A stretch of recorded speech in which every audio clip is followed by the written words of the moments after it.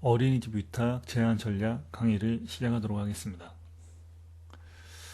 일단은 어린이집 위탁이 있어서 원장 지원자가 꼭 알아야 할 정보와 그리고 이제 위탁에서 가장 중요한 핵심이 되는 어린이 운영계획서 작성 방법 및 그 소견 발표 자료 준비에 대해서 알아보는 시간을 갖도록 하겠습니다. 이 본 내용은 국공립, 관리동, 민간, 가정어린이집, 신설, 재위탁 또는 채용 모든 것들이 다 포함됩니다. 나는 국공립이니까 여기 안 맞아. 이렇게 생각하지 마시고 들어두시면 아마 좋을 겁니다. 제가 이제 말씀을 드리는 부분은 국공립을 표준으로 해서 제가 말씀을 드리도록 하겠습니다. 왜냐면 대한민국에 존재하는 모든 어린이집은 대부분 위탁이나 신규 그 채용 시에 국공립 어린이집 심사 기준표를 기반으로 해서 채용 심사가 이루어지기 때문에 그 표준 모델을 잘 알아두시는 게 좋습니다. 그래서 국공립을 기준으로 해서 말씀을 드리도록 하겠습니다. 일단은 어린이집 위탁 프로세스를 먼저 알아두시면 좋아요. 일반적으로 어린이집 위탁 프로세스는 일단 채용 공고가 납니다. 이걸 전문 용어로 제한 요청이라고도 할 수 있죠. 제한 요청이라는 건 뭐냐면은 그 기관에서 우리가 그냥 어린이집을 만들 거니까 원장이 필요해. 원장이 필요하니까 우리가 이런 원장들을 뽑으려고 하는데 여기에 해당 사항이 있으면 지원을 해라. 이런 식의 요청을 채용 공고라고 보시면 되겠습니다. 채용 공고가 나면은 일단 공고문을 기반으로 해서 이제 1차 서류를 준비를 하죠. 거기에 운영계획서도 포함되고 이제 원장에 대한 개인적인 역량적인 부분들, 자기가 지금까지 살아오면서 보육교사랑 원장 생활을 하면서 있었던 모든 일괄적인 일들을 정리를 해서 이제 서류로 만듭니다. 근데 제가 말씀드린 거는 어떻게 보면 어떻게 글 같은 걸로 볼 수 있는데 자격증도 될 수 있고요. 이 부분은 굉장히 포괄적입니다. 이 부분은 이제 뒤에서 더 얘기를 할 거니까 여기서 간단하게 하고 넘어가도록 하겠습니다. 그래서 1차 서류 심사를 기반으로 해서 이제 합격자가 되면은 2차 이제 PT를 했는데 최근에는 거의 한 90% 이상이 2차 PT를 합니다. 왜냐하면 1차 서류 심사에서 대부분 거의 다 통과를 하기 때문에 정말 그 원장 지원자가 정말 하자가 있지 않는 이상 1차 서류 심사는 다 통과를 합니다. 예를 들어서 정말 가라로 문서를 만들어 왔거나 정말 형편없는 사람, 그 보육교사 경력 1년도 안 되는데 지원을 했다든지 아니면 보육교사라든지 원장 자격증도 없는데 지원을 했다든지 또는 그 채용 공고문에 명시한 지원 대상 제외 대상자에 포함되는 사람이지 않는 이상 대부분 2차 소견 발표까지 갑니다. 그래서 이제 2차 프레젠테이션을 통해서 자기만의 장점, 그리고 자기가 가지고 있는 전략, 그리고 경쟁자와의 차별화될 수 있는 자기만의 어떤 어린이 운영 관리에 관한 방법론이라든지 노하우를 기반으로 해서 말씀을 하시면은 여기서 이제 좋은 평가를 받아서 이제 최종 합격을 하게 됩니다. 이게 이제 어린이집 위탁 프로세스입니다. 대부분 알고 있어요. 알고 있지만 모르시는 분들도 많더라고요. 근데 특히 이제 처음 그 위탁에 도전하시는 분들이 대부분 잘 모르고 있는 경우가 많습니다. 그래서 그런 분들을 기반으로 해서 제가 설명을 좀 드린 겁니다. 자, 이걸 알아두시면 굉장히 좋습니다. 자, 평가 항목 및 배점 방법에 대해서 이제 알아보도록 하겠습니다. 굉장히 중요합니다. 왜냐하면 어떤 방법으로 평가를 하고 평가 항목들이 어떤 거고 그리고 배점들은 어떻게 이루어지고 있는지 어떻게 분할이 되어 있고 어떤 식으로 배점이 이루어졌는지 이걸 알면은 그걸 기반으로 해서 서류랑 소견 발표 자료를 준비하시면 됩니다. 그러면은 굉장히 쉽겠죠. 자, 국공립 어린이 위탁 시 선정하는 관리 기준에 대해서 이제 알아보도록 하겠습니다. 이거는 보육사업 안내 책자 부록에 명시되어 있는 내용입니다. 즉, 이걸 기반으로 해라! 이렇게 나라에서 지침을 내린 겁니다. 그렇기 때문에 이걸 기반으로 해서 대한민국에 있는 모든 국공립 어린이집 및 민간 어린이집은 이걸 기반으로 해서 갖다가 이제 채용을 하는 겁니다. 채용 심사라든지 채용 방법이라든지 이걸 기반으로 해서 만들어서 이제 운영을 하는 겁니다. 일단은 보시면 알겠지만 어린이집 운영 이제 이제 심사 항목은 이렇게 되어 있습니다. 5가지 정도가 되어 있는데요. 크게 두 가지로 보시면 됩니다. 운영 계획서와 그리고 이제 어린이집 원장의 자질 및 역량 그 부분이 이제 이렇게 포함이 되어 있는데, 두 가지로 분류를 한다면은 일단은 이제 어린이 운영 계획서 같은 경우는 40점입니다. 100점 만점 중에 40점이 포함이 되고, 세부 항목으로는 보육사업 계획, 뭐 관리에 관한 계획, 예산의 적정성, 이걸 이제 기반으로 해서 이제 평가가 이루어진다는 사실 알아두시면 되겠습니다. 자, 그리고 두 번째는 이제 역량, 어린이집 위탁체의 역량은 어떻게 되냐. 그래서 어린이집 대표 및 원장의 전문성, 여기 보면 평가인의 참여 여부, 보육 등 아동복지 업무 경력, 보육 관련 표창 및 또는 연구 실적, 그리고 보육사업에 대한 열의 및 태도, 운영 의지, 향후 발전 계획, 이것은 소견 발표를 통해서 이제 10점을 부여하겠다. 여기가 이제 명시가 되어 있습니다. 그래서 이걸 기반으로 해서 서류를 준비하시면 됩니다. 왜냐하면 아까 이게 이제 어떻게 보면은 평가 체크리스트가 된다고 보시면 됩니다. 이걸 기준으로 해서 평가가 이루어진다는 사실, 그거를 알아두시면 되겠습니다. 자, 마지막으로 정리를 하자면은 아까 전에도 제가 언급을 했지만 어린이 위탁 운영에 있어서 어린이 운영 계획서는 40점이고 나머지 어린이집 원장에 대한 전문성이 60점을 차지한다는 사실, 그래서 총 토탈 100점이 만점이 되겠습니다. 알고 있겠죠? 대부분 알고 있는데 모르시는 분들을 위해서 정리를 한번 했습니다. 그리고 알고 계신 분들도 이참에 한번 정리를 하고 리마인드를 하시면은 굉장히 좋겠죠. 평가를 받는 데 있어서. 제가 이런 동영상을 만든 이유도 그 문의가 굉장히 많습니다. 문의도 굉장히 많고, 제가 이제 컨설팅을 하거나 대행 업무를 하는 데 있어서 잘 모르시는 분들이 굉장히 많아요. 원장님들이. 이걸 좀 알고 있어야지 그 원장님과 저와의 어떤 커뮤니케이션이 이게 형성이 되는데, 이게 의사소통이 원활하게 이루어지면서 이제 뭐 컨설팅도 원활하게 이루어지는데, 대부분 원장 선생님들이 모르는 경우들이 좀 많기 때문에 제가 이제 이런 동영상을 통해서 만들었고, 이걸 보시고 좀 더 이해를 하시고 저한테 이제 뭐 컨설팅을 한다든지 의뢰를 하시면 훨씬 좋지 않나 생각해서 제가 동영상을 만든 겁니다. 자, 여기서 중요한 포인트가 있습니다. 어린이집 운영계획서 점수는 바꿀 수 있지만 원장의 전문성, 실적, 공신력, 재정 능력은 바꿀 수 없다. 이게 무슨 말이냐면은, 어린이 운영계획서는 아까 전에도 말씀드렸다시피 그 평가 항목, 평가 기준에 맞춰서 어린이 운영계획서를 작성을 하시면 돼요.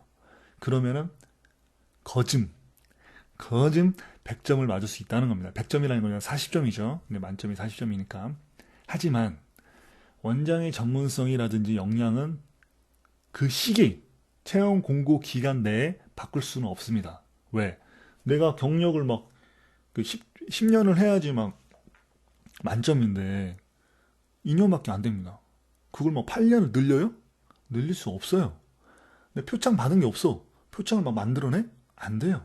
그리고 채용 공고 기간이 난 그 상황에서 어떤 그 일련의 일들이 이루어져서 막 조작을 한다거나 하면은 다 채용 그 기준에 다 제한이 됩니다. 공고문이 나오기 전, 공고문이 뜨기 전, 즉 공고문이 뜨기 전 서류나 뭐 경력이라든지 이런 것만 인정이 됩니다. 뭐 재산이 없다고 해서 공고가 난 다음에 뭐 돈을 빌려와서 내 통장에 돈을 넣는다고 해도 그건 재산으로 인정을 하지 않습니다. 그 점을 좀 알아두시면 좋다. 그런데 뭐 지자체별로 이게 조금씩 다릅니다. 기준이. 하지만 일반적으로 이렇게 운영이 된다는 사실 알아두시면 되겠습니다. 자, 이제 구체적으로 어린이집 운영계획서 평가 기준과 방법이 어떻게 되는지에 대해서 알아보도록 하겠습니다. 일단은 보육사업 안내 책자에 보면은 이런 식으로 평가가 이루어진다고 평가 기준과 항목을 제시를 했습니다. 하지만 이걸 읽어보면은 계획된 프로그램의 참신성, 전문성, 주민 호응성, 전문성, 실행 가능성, 지역 적합성이 우수한 경우 20점을 준다고 하는데 과연 이거를 어떻게 평가를 하느냐. 이게 굉장히 애매모호하죠. 그러니까 이런 부분들을 좀 명확하게 좀 개정을 하실 때 좀 명확하게 개정을 해서 예를 들어서 표준교육과정과 누리교육과정 안에서 어떤 프로그램들이 연간, 월간, 주간 프로그램이 일치성과 뭐 참신 이렇게 해서 그 교육 지침에 의해서 잘 수립이 됐는지 뭐 수립이 됐다면 몇 점, 뭐 이런 식으로 해서 이게 딱 명확하게 그 체크리스트가 딱 제시를 하면은 평가위원들이 정말 공정하고 투명하게 이게 심사를 할 텐데 정말 애매모호하게 그 평가 기준을 제시를 했기 때문에 그 심사위원의 개인적인 생각이 들어가는 겁니다. 그러니까 심사위원이 예를 들어 심사를 할 수 없는 자질을 자질이 없는데도 만약 심사위원이 돼서 발탁이 돼서 심사를 하러 갔습니다. 그럴 경우 자신의 개인적인 생각을 여기에 반영을 한다는 거죠. 근데 그게 좀 이제 어떻게 보면 문제가 될 수 있다는 거. 대부분 그 어린이집 원장님들이 이 위탁을 준비하기 위해서 뭐 짧게는 몇 주, 길게는 몇 달, 좀 더 좀 심하신 분들 몇 년을 준비하시는 분들이 있습니다. 그리고 그 위탁을 준비하기 위해서 또 그 나름대로 그 형편이 다들 그렇게 좋으신 분들은 제가 지금까지 컨설팅을 하면서 없었습니다. 없었는데 없는 돈 짜내가지고 이제 위탁 준비하는 겁니다. 그러니까 왜 돈이 드냐 이렇게 생각할 수 있지만 그 제본이 보통 보면 15부에서 뭐 16부, 뭐 많게는 20부까지 요구하는 데도 있는데 그 제본비만 해도 굉장히 많이 들어갈 뿐만 아니라 이 운영계획서라는 서류 준비하는 이 기간이 그분들에게 굉장히 고통스러운 시간입니다. 그런데 평가를 무작위로 아니면 공정하지 않게끔 평가가 이루어진다면은 그분들이 굉장히 노력하고 희생한 그런 거에 대한 그, 어, 보답이 조금 어긋나지 않나 이런 생각을 합니다. 내가 너무 지나친 생각일까요? 자, 일단은 이 평가 기준을 조금만 더 명확하게 제시를 하면 얼마나 좋지 않을까 생각을 합니다. 이 보시면 알겠지만 예산의 예산을 적정하게 편성하였는지의 여부, 세수출에 관한 예산이 어린이집에 우수하게 편성되었는지, 이게 뭐 10점. 근데 이게 정말 솔직히 말씀드리면은 뭐 말이 안 되는 거죠. 여기에 보면은 예를 들어서 뭐, 뭐 보육료, 뭐 인건비, 그리고 이제 개인 뭐 월급 지출 내역들, 복지 사업 뭐 이런 부분들로 해서 카테고리를 해서 이제 그 세법이 있거든요.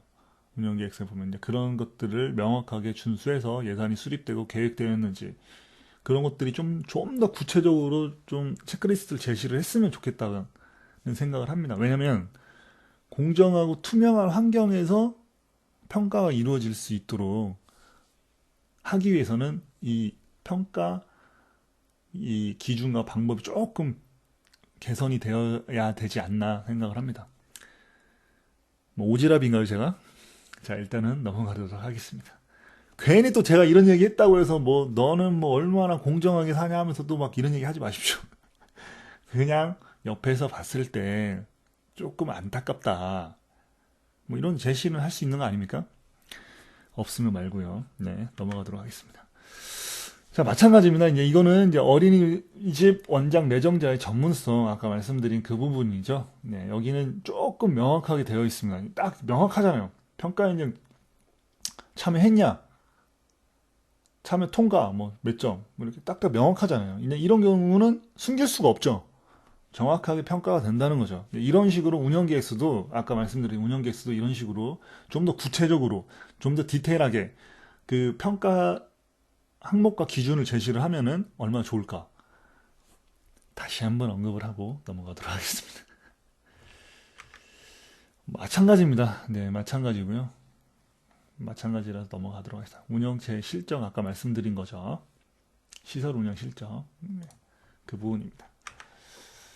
자, 제가 이제 컨설팅을 하면서 이제 가장 염려스러웠던 부분들은 뭐냐면은 어린이집 원장님들이 원장인데 보육교사에 대한 마인드가 너무 강합니다. 그게 무슨 얘기냐 하면은 원장의 역할은 보육, 교육 쪽만 담당을 하는 게 아닙니다. 보육교육은 원장이 해야 될 역할 중에 단 한 가지뿐이에요. 한 가지에 그냥 속한다는 거예요, 그냥. 보시면 알겠지만, 원장은 시설 관리도 해야 되고요. 안전 관리도 해야 되고요. 교직원 관리도 해야 되고요. 예산 관리도 해야 되고, 그리고 영양 관리도 해야 됩니다. 이 포괄적인 것들 다 전체적으로 어린이집을 이끌어가는 사람이 원장입니다. 그런데 대부분 원장님들은 제가 아까 전에도 말씀드렸다시피 보육 쪽에 너무 치중해 있어요. 원장은 보육을 하는 사람이 아닙니다. 보육은 교사가 하죠. 그래서 원장님들한테 제가 하고 싶은 말씀은 CEO라고 생각을 하셔야 됩니다. 자기가. 그 어린이집의 CEO, 즉 어떤 기업의 어떤 CEO적인 역할을 한다고 보시면 됩니다. 대부분 그런데 원장님들이 이렇게 소통을 하고 이야기를 하다 보면은 너무 보육교사라는 생각이 듭니다. 교육 쪽에 너무 치중해 있다는 거죠.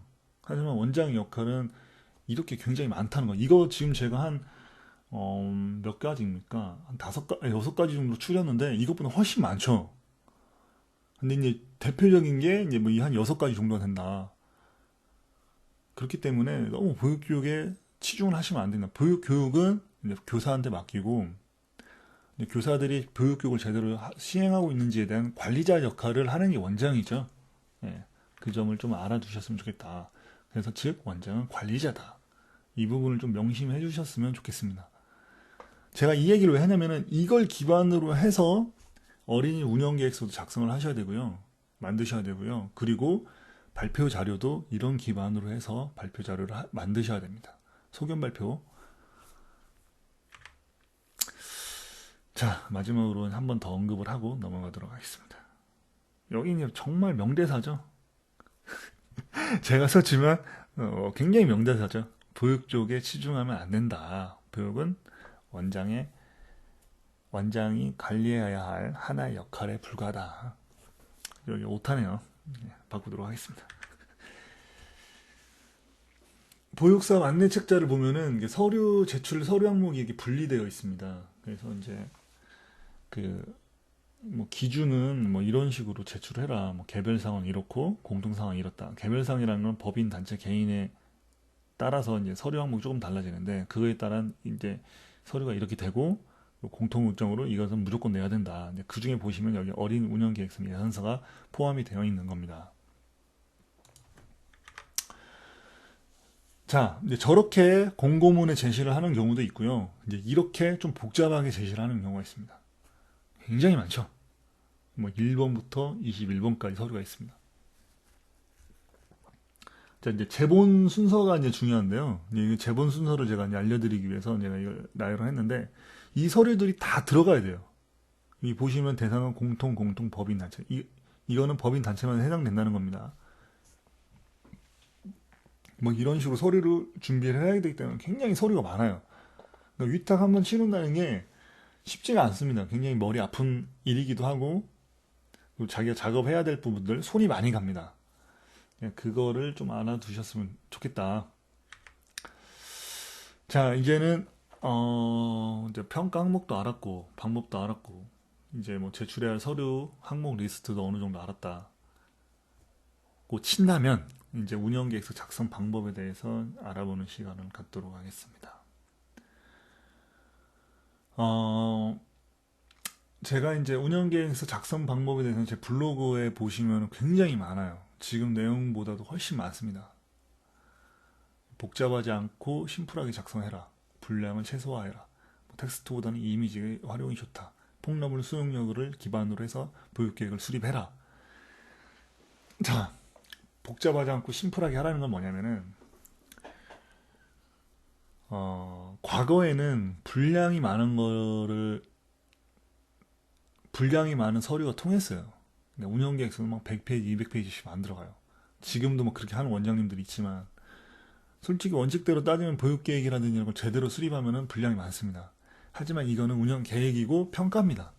평가하시는 분들이 대부분 나이가 많으세요. 대부분 뭐 40대, 30대 분들도 들어올 수는 있겠지만 대부분 40대 이상 또는 50대 이상인 분들이 많을 겁니다. 그분들이 이제 노안이 오기 때문에 잠시만요.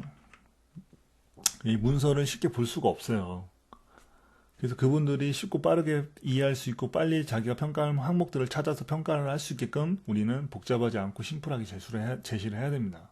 그 분량을 최소화라는 건 뭐냐면은 분량으로 막 조지려고 하시는 분들이 있어요. 막 100장, 200장 아까 말씀드렸다시피 그러다 보니까 요즘 지자체에서 분량을 제한을 걸어버립니다. 운영계획서 20페이지, 30페이지 내외로 해라. 근데 솔직히 말씀드리면 제가 최소화를 시켜서 어린이집 그 국공립 어린이 심사 기준표에 맞춰서 최소화를 시켜서 운영계획서를 작성해봤는데 솔직히 말씀드리면 20페이지에서 30페이지는 분량이 너무 작아요. 최소 40페이지에서 50페이지는 돼야 됩니다. 그래서 제가 말씀드린 건 분량이 최소화된 건 40페이지, 50페이지입니다. 근데 분량이 좀 많이 늘어나는 경우가 어떤 부분에서 많이 들어가냐면 연간이나 월간, 주간 보육계획에서 분량이 많이 들어갑니다. 그게 왜 그러냐면은 방 구성을 하면은 방 구성별로 연간, 월간, 주간을 다 넣어요. 그런데 그게 솔직히 그렇게 들어갈 필요가 없습니다. 왜냐면은 실질적으로 운영에 갔을 때 보육계획을 다시 수립을 해야 되고 보육계획 자체는 어린이집 원장이 하는 게 아니라 교사가 하는 겁니다.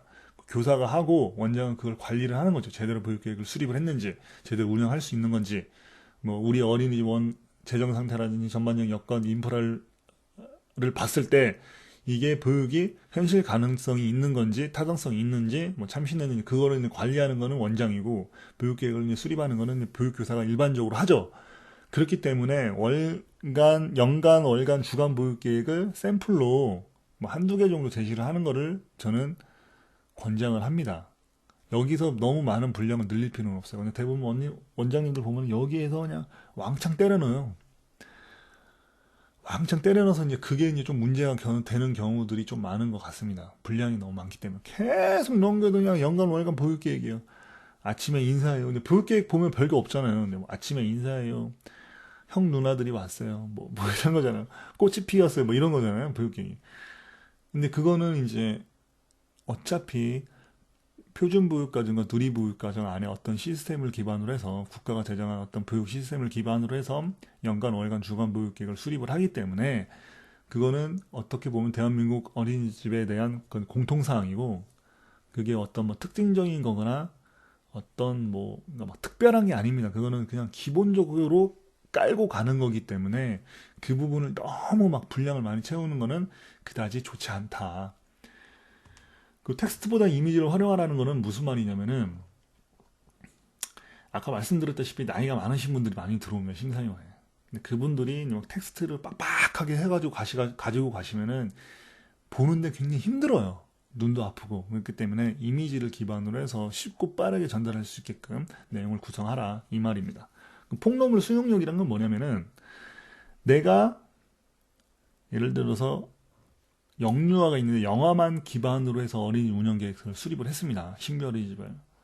근데 막상 우리가 어린이집을 막상 이제 신규 이제 위탁을 받아서 이제 원화 모집을 했는데 영아는 몇 명 안 들어오고 유아만 많이 들어오는 거야. 유아 문의만 많이 들어오는 거야. 그럼 바꿔야죠. 정원 미달로 해가지고 운영을 할 수는 없잖아요. 예? 예? 그러면은 그 고객 맞춤형이라고 해가지고 유아가 많으면 유아를 기반으로 방구성을 해서 바꿔야 됩니다. 그런데 대부분 원장님들은 나는 영아만 할게. 그러면은 유아에 관련된 보육계획은 아예 수립을 하지 않습니다. 그런데 만약에 유아가 많이 들어왔을 경우는 어떻게 할 거냐? 이게 보면은 정말 잠재되어 있는 리스크죠. 이런 리스크까지도 포함할 수 있게끔 운영 계획을 수립하는 겁니다. 운영 계획은 좀 더 폭넓게 가는 겁니다. 폭넓게 가고 그 중에서 우리가 운영을 하면서 실질적으로 실천할 수 있는 부분들을 우리가 실천을 해가는 겁니다. 계획은 좀 더 포괄적이면서도 좀 더 안전적이면서도 어떤 문제의 리스크들을 해결할 수 있게끔 계획을 수립하시는 게 좋다. 그 말씀을 드리고 싶어서 이렇게 정리를 해봤습니다. 몇 주 안 되는데 굉장히 내용이 길어졌죠. 네. 좀 하다 보니까 길어지네요. 자, 이제 운영계획서 제본. 이게 별거 아니라고 생각하지만 굉장히 중요합니다. 제본이. 왜 중요하냐? 자, 아까 말씀드렸다시피 나이 많으신 분들이 들어와서 심사를 합니다. 그리고 자기가 심사해야 될 항목들이 있습니다. 그리고 아까 평가 그 리스트에 보면은 평가 항목들이 쫙 있어요. 그럼 그 평가를 하려면은 운영계획서 그 제출한 그 서류에서 찾아야겠죠. 예? 찾아야 되는데 막 100장, 200장 되는 막 그렇게 내시는 분들 때문에 못 찾는 거야. 뒤져도 그 목차나든지 인덱스 같은 경우도 제대로 다 설립을 안 해놔요. 제대로 잘 안 해놔. 뭐 쪽번호도 안 맞고 막 넘겨도 막 계속 연간, 월간, 주간 보기 계획만 나오고 환장하는 거지. 예? 그러면은 그냥 없음. 체크를 해버리면은 본인만 피해를 보는 겁니다. 왜냐면은 이거는 평가 점수를 공개를 하지 않아요. 원래 공개를 하는 게 맞는데 공개를 안 해요. 말이 많으니까 공개를 안 하겠죠. 왜 나는 몇 점 맞았냐 하면서 말이 많으니까 공개를 안 하겠죠. 그렇기 때문에 제본이 중요해요. 자, 일반적으로 채용 공고문에 이런 식으로 차례를 제시하는 경우가 있습니다. 그럼 요거에 맞춰서 제본을 하시면 돼요. 1번부터 쭉 해가지고 서류를 정리하셔서 제본을 하시면 됩니다. 하지만 문제는 이런 경우죠. 이렇게 해서 제본을 해라. 여기 보시면 제본 부수 15부. 그래서 비용이 많이 나오는 겁니다. 15부. 아까 말씀드렸다시피 한 부에 보통 100페이지가 넘어가는데 그 제본을 한다는 것 자체가 얼마나 돈이 많이 들어가 있습니까? 그리고 그걸 만드는 사람의 입장에서 그 서류를 만드는 사람이 얼마나 고생이 많겠습니까? 그거를 우리는 생각을 해줘야 됩니다. 자, 본론으로 들어가서 거기 보시면 알겠지만 여기에도 내용이 있습니다. A4용지를 한 권의 책자로 제작하며 심사 항목 순서에 따라 편철하고 견출지 부착 및 쪽수 표시를 제출해라. 봐봐요. 여기 견출지라는 게 나옵니다. 왜 아까 견출지라는 게 나오냐면은 못 찾는 거야. 이렇게 목차를 제시하고 페이지를 따라가는데 못 찾는 거야. 심사위원들이 못 찾는다는 거는 심사 시간도 촉박할 뿐만 아니라 예를 들어서 뭐 한두 시간 심사를 하겠죠. 뭐 하루 왼종일 심사를 하지 않을 겁니다. 아마도. 뭐 하루 왼종일 심사를 하더라도 한 명이 아까 보시면 15부라면 15명의 심사위원들이 심사를 한다 치면은 15명이지만 이걸 제출하는 사람이 예를 들어서 그 지원자가 10명입니다. 한 명이 10명 걸 다 본다고 생각을 해보십시오. 미치고 환장하죠, 진짜.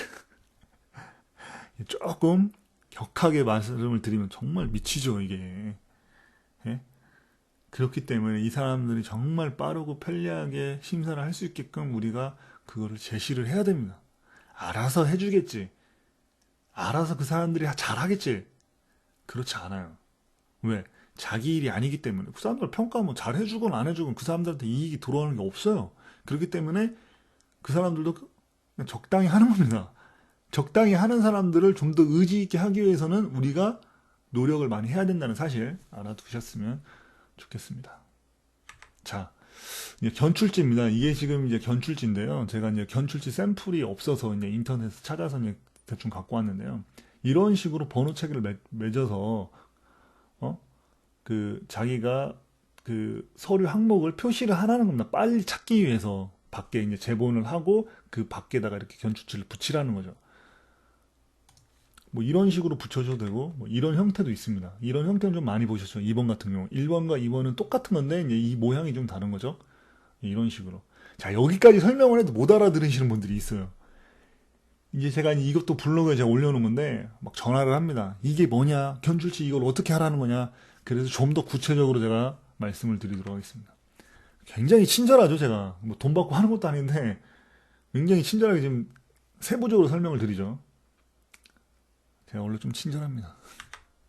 자, 아까 이제 차례가 있으면은 이제 신청자 현황이 여기 들어가는 겁니다. 여기다 이제 신청자 현황을 쓰시면 돼요. 그럼 신청자 현황을 찾을 때 여기만 탭만 딱 보고 찾을 수 있다는 거. 빨리 찾잖아요.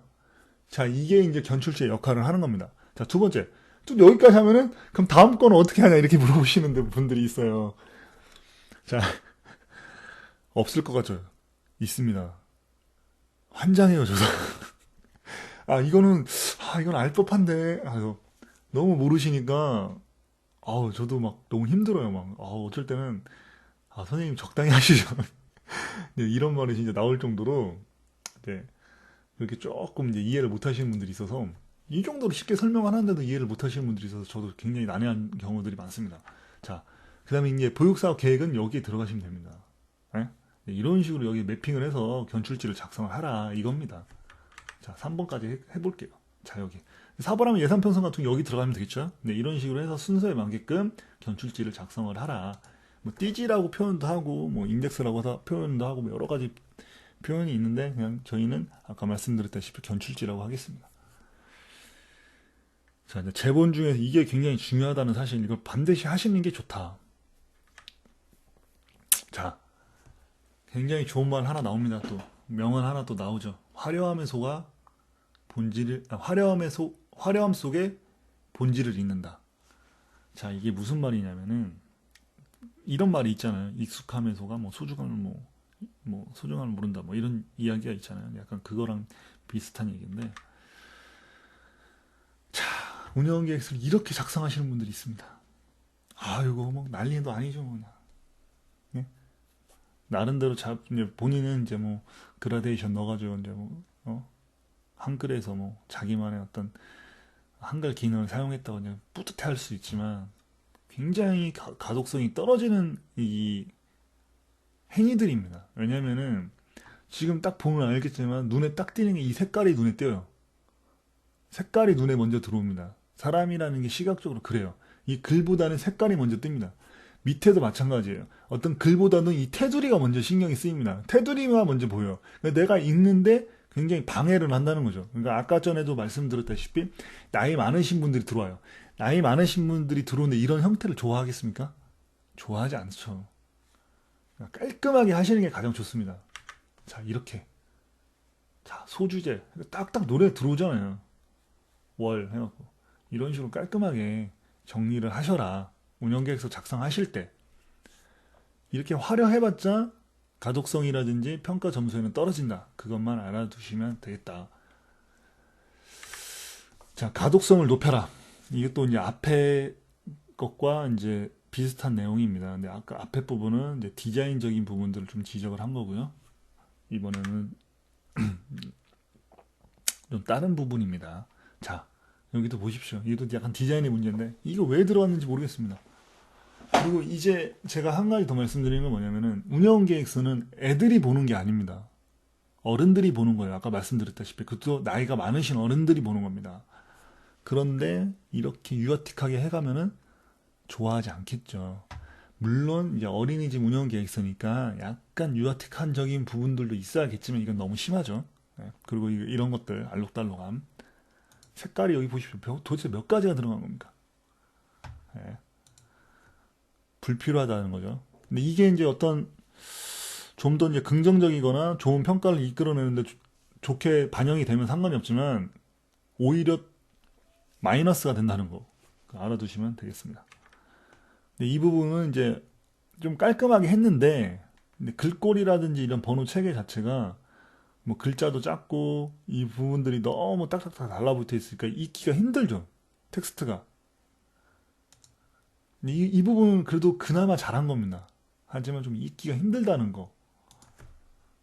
그래서 이제 뭐 이런 식으로 체계적으로 하고 이 위아래 간격도 최대한 넓혀서 읽는데 편리하게 읽을 수 있고 딱딱 눈에 들어오잖아. 글씨가 많지만 눈에 딱딱딱 들어오잖아. 이것보다도 눈에 점점 더 잘 들어오고 이것보다는 훨씬 잘 들어오죠. 그리고 체계가 딱딱 맞춰져 있기 때문에 어떤 이야기를 하고 있다는 것들을 내가 인지할 수 있다는 거죠. 가독성이 굉장히 높다는 거죠. 그 부분을 이야기하고 싶어서 이제 준비한 겁니다.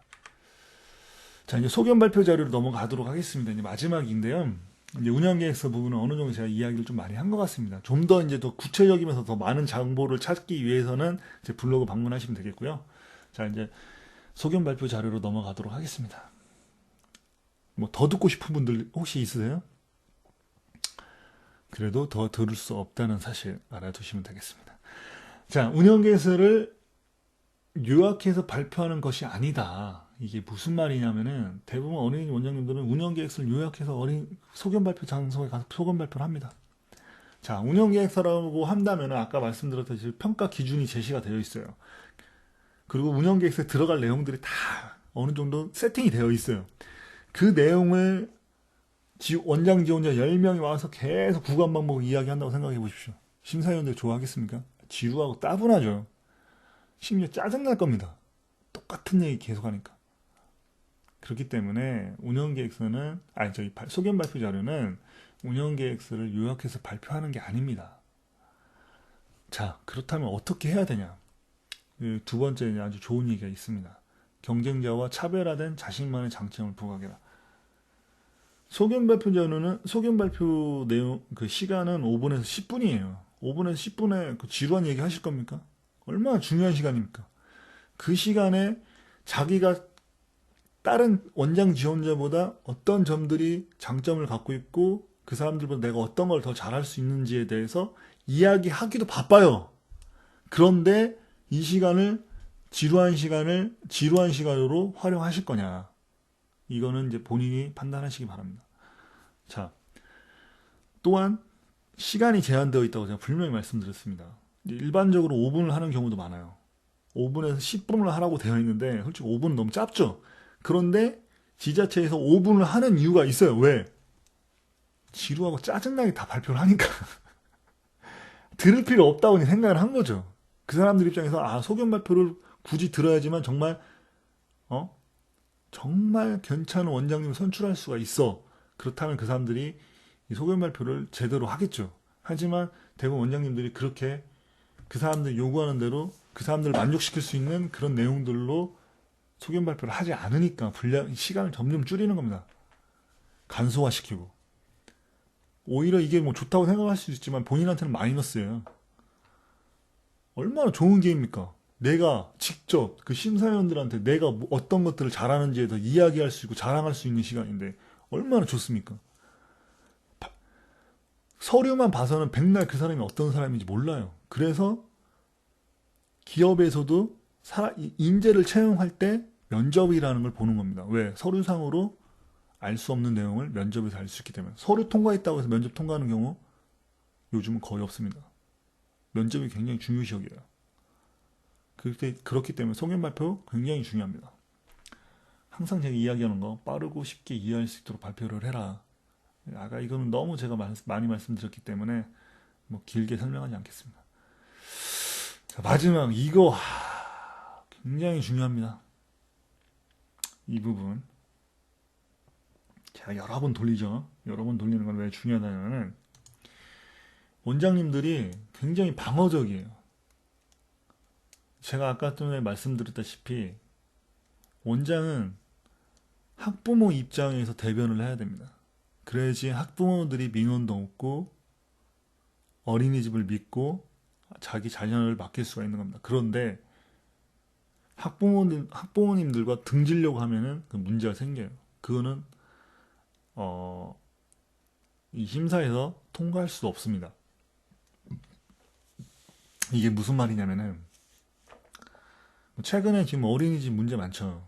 인천 어린이집 폭행 사건부터 시작해서 굉장히 문제 많잖아요. 요즘 또 막 그 원장님들 공금 횡령 때문에 지금 또 뉴스에 많이 나오더라고요. 근데 제가 이런 이야기를 조금만 언급을 하면은 원장님들이 굉장히 방어적인 자세로 나와요. 인천 어린이 그 사건은 너무 심하긴 했지만 그 보육교사들이 그만큼 힘들다 하면서 막 방어적으로 나와요. 이건 안 된다는 거죠. 분명히 본인들의 의사가 있을 겁니다. 하지만 발표 현장에서는 그렇게 그 보육 종사자 입장에서 이야기를 하시면 곤란하다는 거. 그런 학부모 입장에서 학부모들에 대한 애로사항이라든지 고민거리라든지 이런 것들을 해결해 줄 수 있는 사람이 원장이에요. 원장의 역할이에요. 근데 교육교사라든지 자기들 어떤 보육 종사자들 입장에서 그걸 방어적으로 하고 이야기를 안 하려고 하고 민감한 사항들은 피하려고 하고 회피하려고 하면은 그 좋은 평가를 받기가 쉽지 않죠. 그 이야기를 하는 겁니다. 이건 좀 더 구체적으로 이야기하면 좋겠지만 여기까지 하겠습니다. 왜냐면 이것도 민감한 부분이기 때문에 제가 많이 언급을 하지 않겠습니다. 자, 제가 지금 동영상을 만드는 거는 이제 블로그에 아마 공지가 될 거고요. 제 블로그를 통해서 이 동영상을 아마 보시게 될 거고요. 유튜브에다도 올립니다. 그리고 이제 제가 밴드를 운영하기 시작했는데요. 밴드에도 공지가 됩니다. 좀 더 많은 내용을 보고 그리고 위탁에 관련된 정보를 수집하고 싶다고 하시면은 제 블로그 찾아오시면 좋고요. 그리고 이후 추가 하시면 더욱 좋고요. 지속적으로 제가 어떤 포스팅을 하는지에 대해서 지속적으로 제가 볼 수 있고 모니터링 할 수 있다는 거. 그리고 저와 이제 어떤 소통을 하고 좀 더 긴밀하게 어떤 좀 활동을 하고 싶다 하시는 분들은 이 밴드를 찾아오시면 좋습니다. 밴드 주소가 길기 때문에 뭐 QR코드 찍어서 오시면은 편리하겠죠. 하여튼 뭐 그렇습니다. 제가 이제 뭐 마지막으로 이제 클로징 멘트를 한다면은, 제가 솔직히 뭐 이 동영상 만든다고 해서 뭐 저한테 뭐 돈이 나오거나 그러진 않아요. 뭐 유튜브에서 뭐 올려놨기 때문에 뭐 조금의 수익은 생기겠죠. 근데 뭐 그렇게 크지는 않습니다. 뭐 몇천 원이나 될라나 모르겠네요. 하지만 제가 이런 동영상을 올리는 이유는 많은 분들에게 좀 도움이 되고, 그분들이 이제 이걸 통해서 조금 위탁을 좀 더 체계적으로 준비를 할 수 있는 그런 계기가 됐으면 좋겠다는 생각에 의해서 정말 자발적으로 이제 어떻게 보면 재능 기부가 될 수도 있겠죠. 물론 이걸 뭐 상업적으로 생각할 수도 있으면, 다른 사람들은 너 이렇게 해가지고 뭐 컨설팅 받으려고 하는 거 아니냐. 물론 그런 이유도 있죠. 하지만 이것 때문에 뭐 컨설팅이 많이 들어오지는 않습니다. 원래 이제 제가 이제 블로그를 운영하고 있는 그 체계가 있기 때문에 뭐 동영상을 만든다고 해서 저한테 뭐 더 많은 의뢰가 들어오는 건 아닙니다. 하지만 제가 이제 이런 걸 하는 거는 이제 뭐 조금 도움을 드리고자 하는 이제 의미에서 하는 거기 때문에 제가 좀 더 힘을 낼 수 있게끔 이제 뭐 블로그라든지 밴드 찾아오셔서 이제 뭐 댓글도 달고 뭐 이웃 추가도 하고 하시면 좋겠다. 이 말을 드리고 마무리하도록 하겠습니다. 감사합니다.